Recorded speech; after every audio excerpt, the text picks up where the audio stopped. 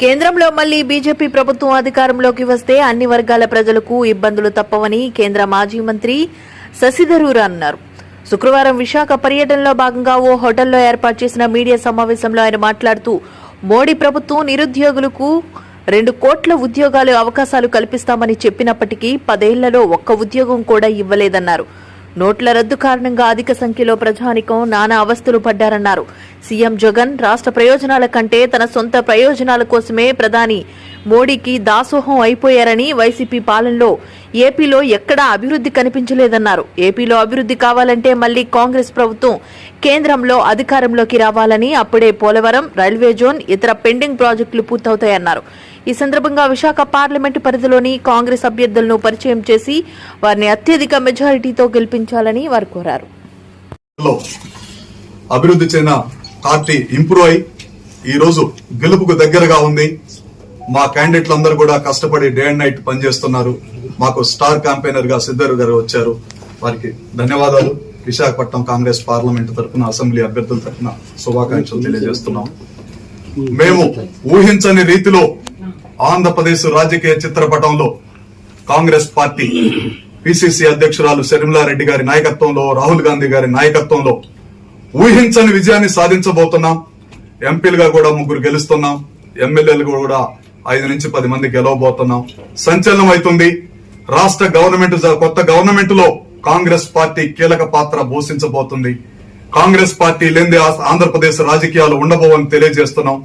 ఈ కార్యక్రమానికి ఇచ్చేసినందుకు శశిధరన్ గారికి ధన్యవాదాలు తెలియజేస్తున్నాం. Thank you sir. To see you all, and I'm even more pleased to be accompanied by 4 of our candidates contesting for the 18th general elections from the Visakhapatnam area.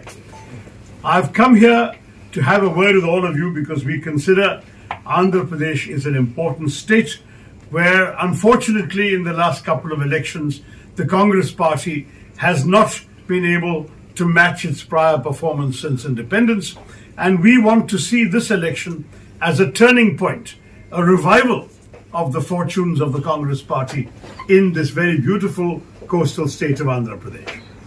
I've come from another coastal state, Kerala, where our voting finished last week. I have been traveling throughout the country campaigning for the party, and as you know, 3 phases are over and about half the seats, slightly more than half the seats, 282 seats have already voted. That means that we are now looking at a time at which some trends are very clearly apparent. The BJP, for the first time in this 3 elections, has lost control of the narrative. In 2014, they tried to sell themselves to the nation in terms of economic development. Mr. Modi was supposed to be the CEO of Gujarat. It was going to be Sabka Saath, Sabka Vikas, 2 crore jobs for everybody, doubling of farmers' incomes, all these kinds of economic stories were spun. By 2019, that narrative had failed. The demonetization had been a disaster. Many millions of people had been plunged into poverty. We had had large numbers of people who had actually found their jobs being shut down with the closure of micro and small enterprises which had been closed because of demonetization. In that terrible situation, they could not run on economic stories anymore. So they ran, particularly in North India, a national security election after the Pulwama terrorist attack, Balakot, Mr. Modi as the figure who was going to keep India safe against Pakistani terror, and so on. Today, even that narrative is not possible because of the failure of Mr. Modi's government on the border with China, where the Chinese have taken territory from us, where in 65 patrolling points, where both armies used to patrol, in 26 of those, the Chinese have parked themselves and the Indian army is no longer able to patrol there. And Mr. Modi and his government have no answers. So they cannot run on national security either. What does that leave them with? They have been trying to sell Hindu Hridaya Samrat, Ram Mandir. They're talking about Hindutva. And this is not working anymore because the people are beginning to ask real questions. We have no job for 10 years. You promised us jobs. Where are the jobs? We cannot afford to buy at the market what we were able to buy a few years ago because we don't have the money. Can you help us there? We are not able to double our incomes if we are farmers. On the contrary, our incomes have barely gone up in the last 10 years. These are the kinds of replies that BJP campaigners are getting. It is no longer going to be enough for them to try and shape the narrative the way they want. This election, we in the Congress Party will say to the voters, this election is about you, the voter. It is about the Nyay projects, which we have got in our manifesto, and they are all over for Yuva, for Mahila, for ordinary people of every kind, all the Aam Aadmi, for workers, everybody we are trying to focus on in terms of social justice. That is the strength of the Congress's message. And as far as Andhra Pradesh is concerned, we want to repeat some assurances we've given you, because unlike Modi ki guarantee, Congress guarantees actually get implemented. Modi's guarantee never gets implemented. Where is the special category status?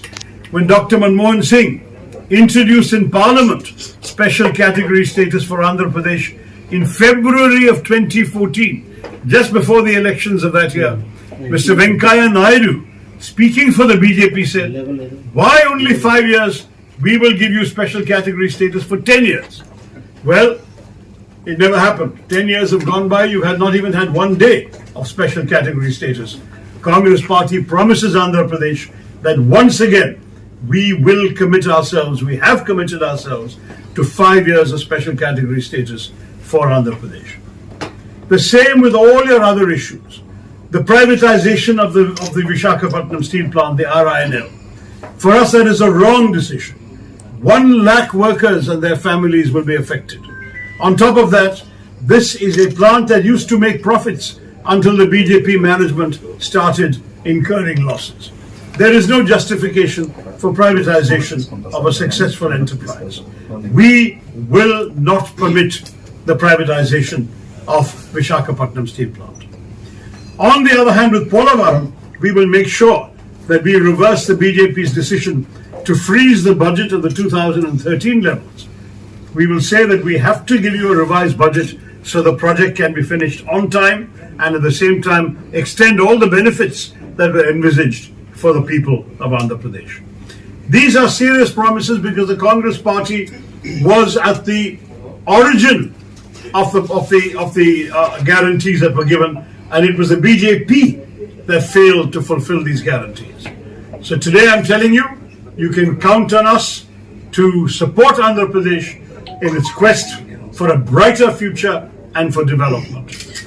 And we should remind you all that of all the parties fighting in Andhra Pradesh, the Congress Party is the only party that has never compromised with the BJP.